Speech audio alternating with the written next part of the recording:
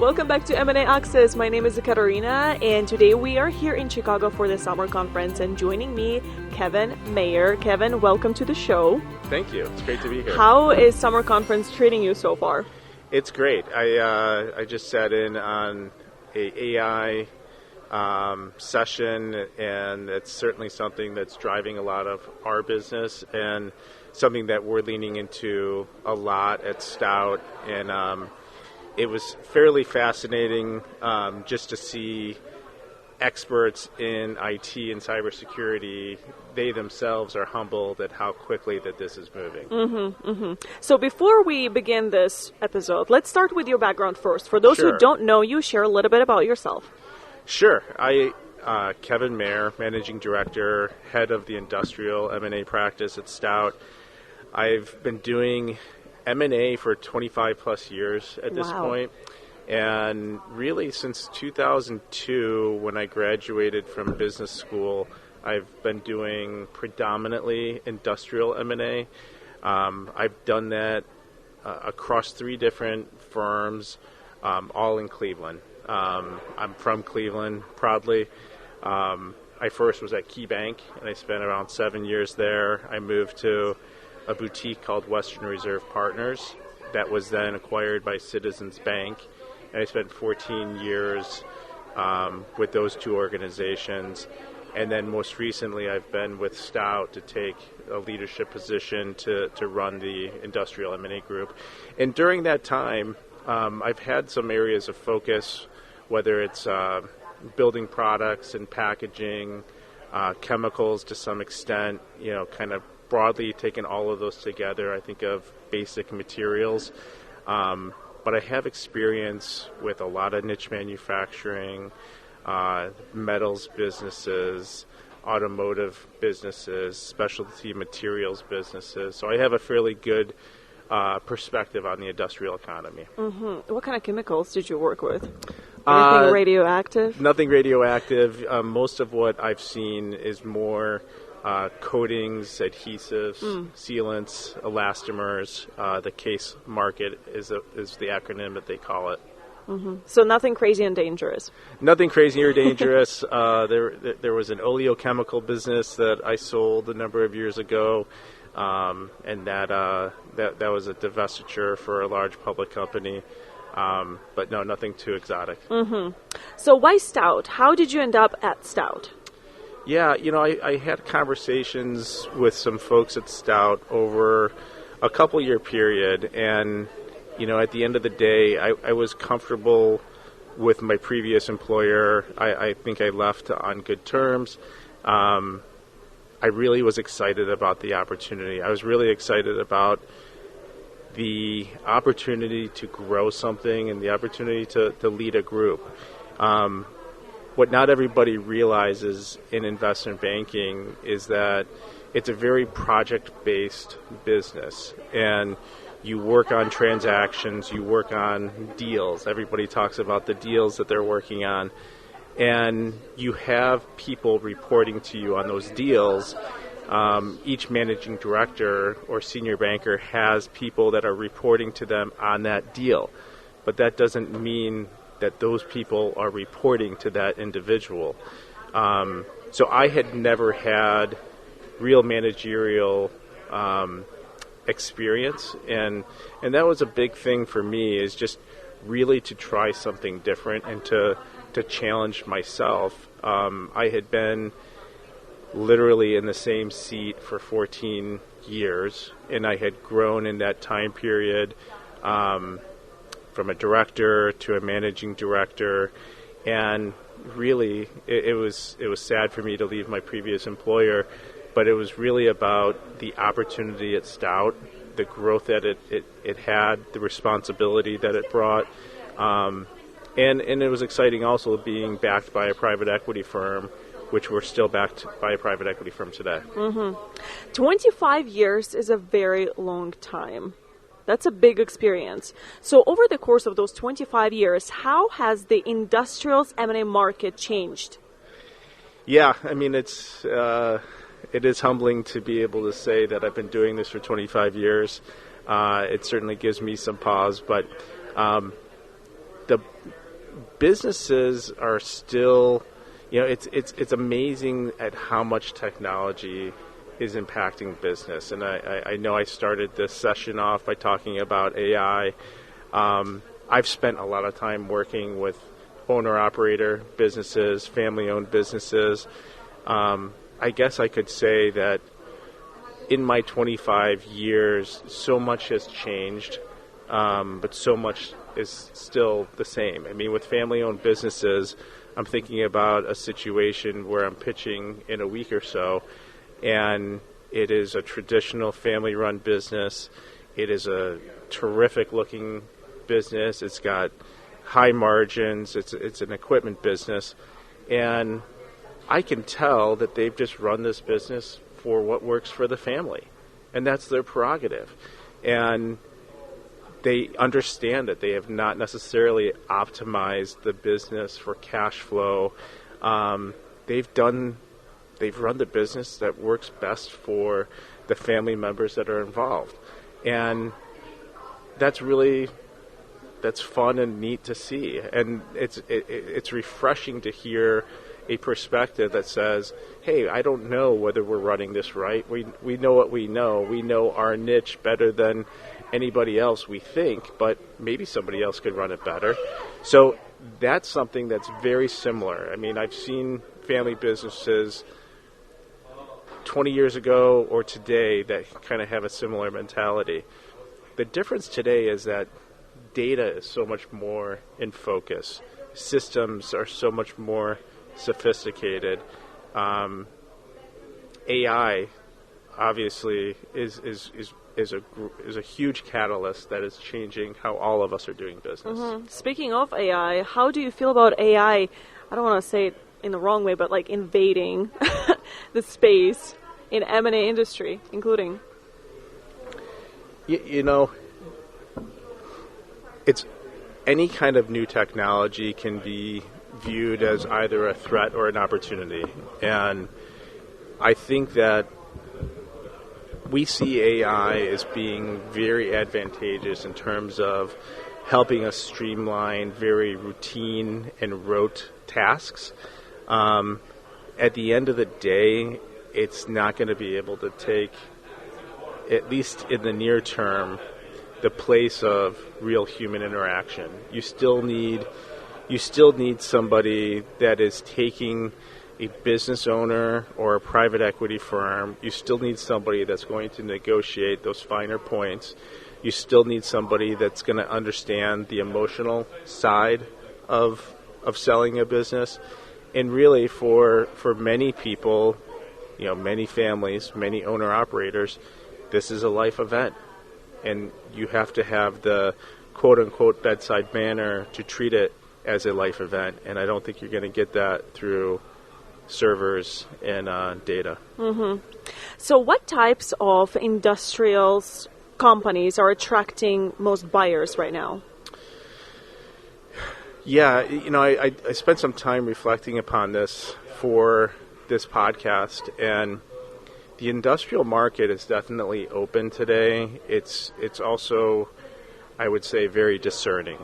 And you hear a lot of M&A practitioners talk about, well, there's A-rated assets and then there's B-rated assets. I almost would put it into three buckets. You have businesses that are directly related to data centers.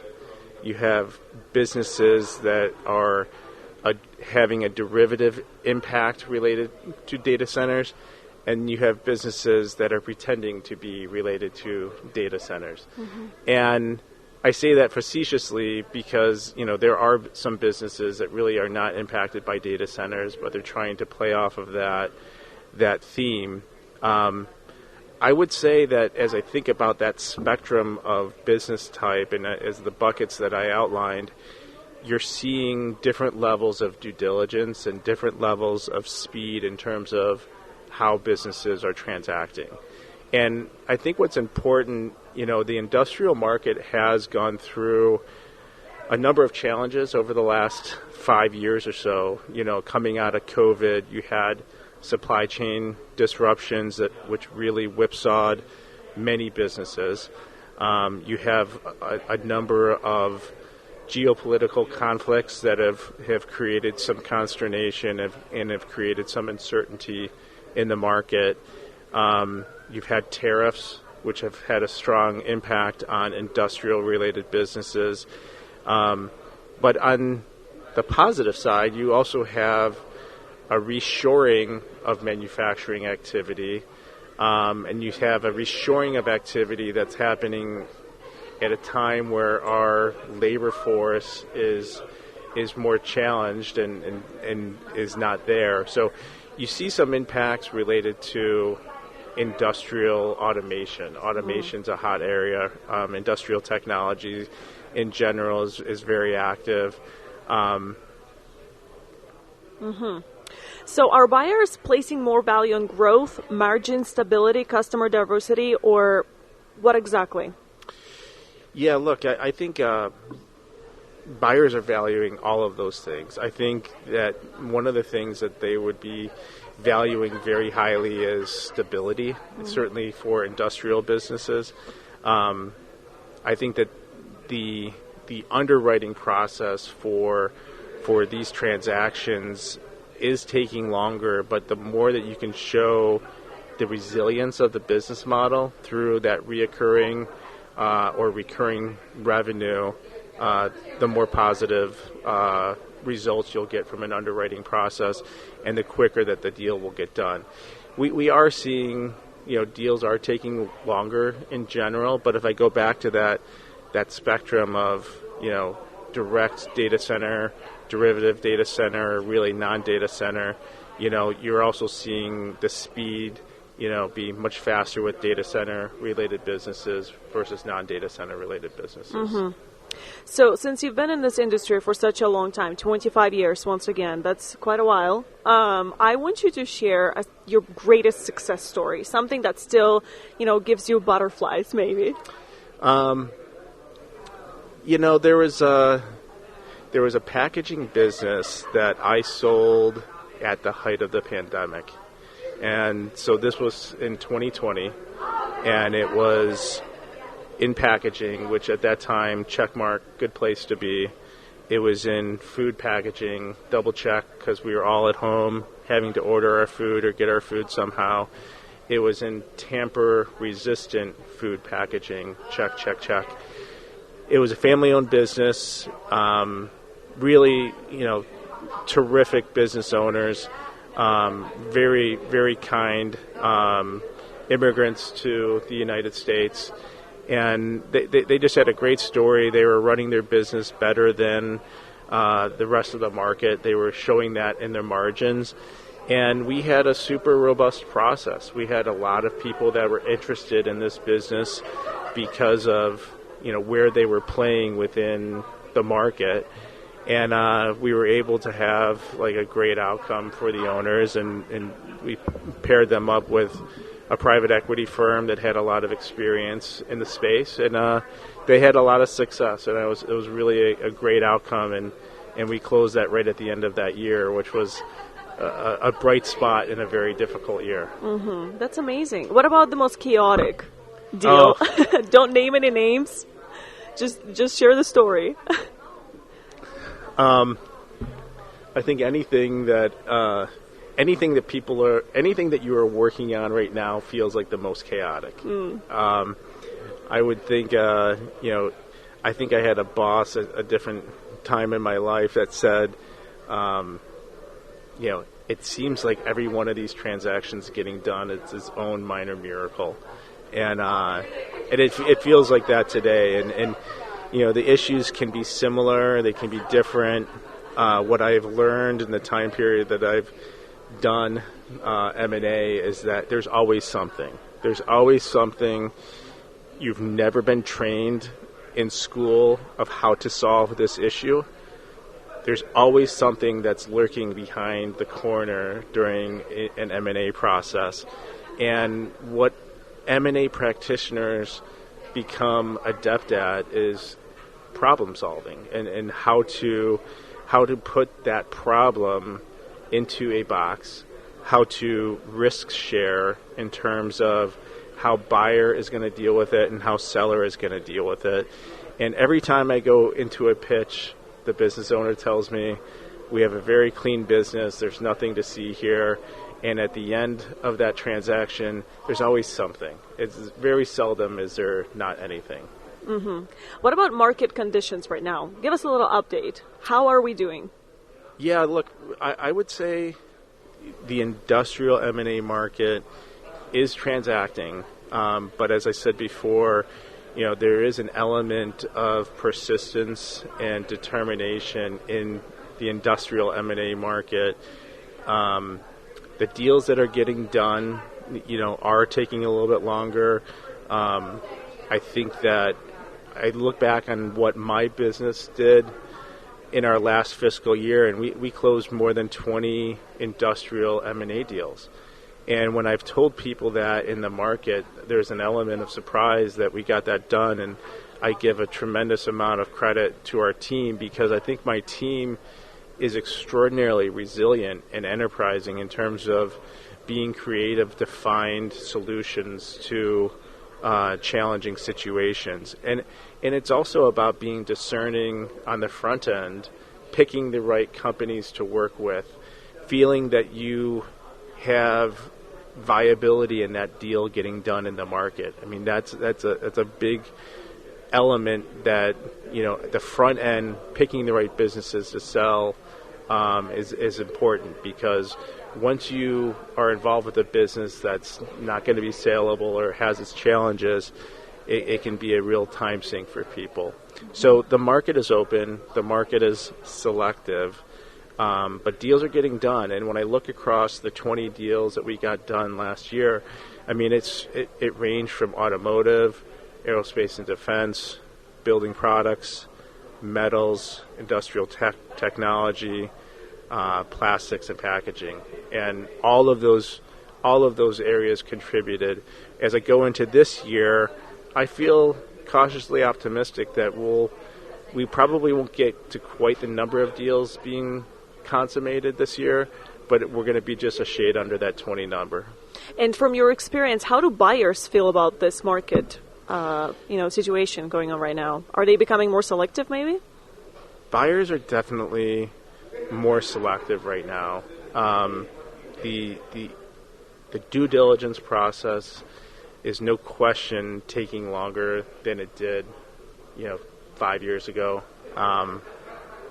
The bar, and it's a function of, if people are using debt to buy a business, debt actually costs something today. 5 years ago, we were living in a zero interest rate environment virtually, and money was quote-unquote free. That made for a lot of liquidity in the market.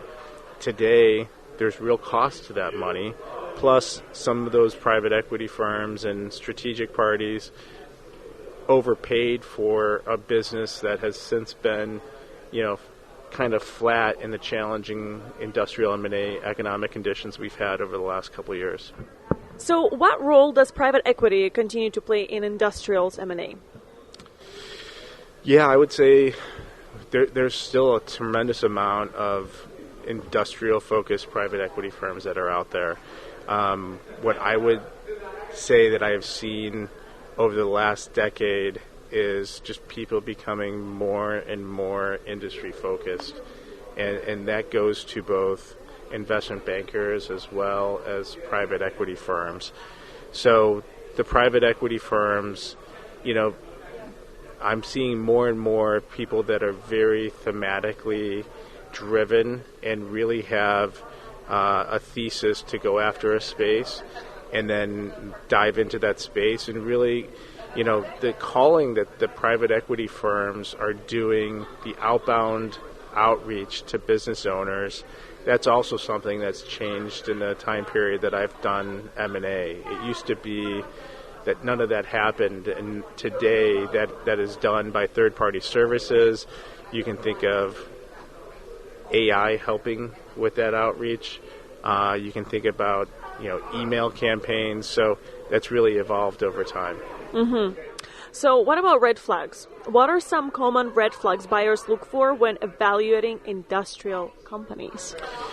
Well, I mean, tariff exposure, really understanding that is a key one and top of mind right now.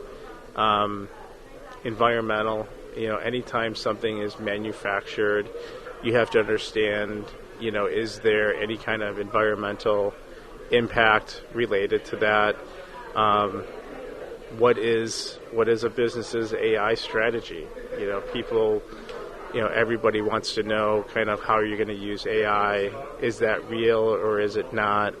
But yeah, those would be some of the key ones that come to mind. Is there like a common mistake every buyer makes? No, I guess if I think back, I mean, every transaction is so idiosyncratic that I don't know that I could paint a broad brush to say that there's one thing that people overlook. If anything, I would say you can't underestimate the management team and just the people that have been there and the difficulty in replicating kind of what their experience is. Mm-hmm. Can you walk me through the process of the industrials M&A purchase? Yeah, I mean, I think an industrial M&A process, I don't think it's much different than many M&A processes. I think for us, we spend a lot of time up front with our clients. We'll work with them developing the positioning of the business. We'll work with them developing really the growth strategy for the business. The growth strategy is really what's going to drive the multiple for the business. So we like to really understand what that is and how that's going to really drive that business forward. We almost always are doing a quality of earnings analysis at the front end. We're very supportive and encouraging for our clients to consider doing market studies. That really helps establish what some of the growth plan can be and what the business can go after, because you have to paint a picture of not just where the business has been or where it is today, but really where it can go going forward.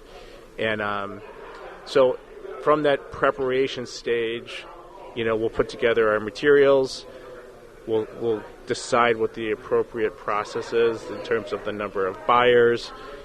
Sometimes we'll go to a wider group. Sometimes we'll go to a far more narrow group. And sometimes we'll bifurcate kind of an early outreach versus a broader outreach. But you go through those steps and you work toward getting offers, and you decide whether you're going to narrow down to multiple parties to go through confirmatory diligence or just one party, and then hopefully work through the due diligence and get to a close. Mm-hmm. What advice would you give to industrial business owners trying to decide whether now is the right time to pursue a transaction? Yeah, I see a lot of business owners that, I mean, at the end of the day, every business owner, especially families, there can be reasons why now is the right time. And there's no question that there's been challenges in the industrial market over the last couple of years, but there's a myriad of reasons why somebody will determine that now is the right time. People often just get to the point of saying, boy, my business is X million dollars of revenue today. This is not what our family was set up to do. We need professional managers, or maybe there's an external life event that happens that is a catalyst for seeking a transaction. So there's so many different reasons for what brings somebody to make the decision to sell their business.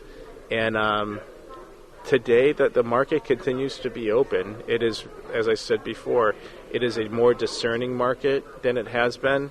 But it's still, there's plenty of private equity money out there that is interested in industrial-focused companies, and there's plenty of strategic money out there. There's, strategic companies have stockpiled cash over the last couple of years, and what you're seeing in the market today, you're seeing a lot of marquee transactions, and you're seeing some of these strategic parties really look to put their balance sheets to use.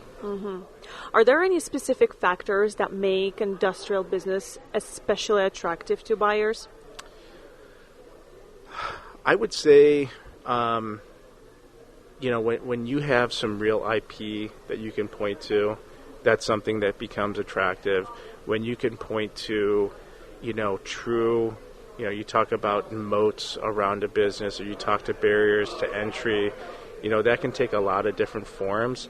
That could range from just kind of what your existing market share is and what your existing market presence. It could be the number of SKUs that you carry that your competitors don't have the ability to replicate.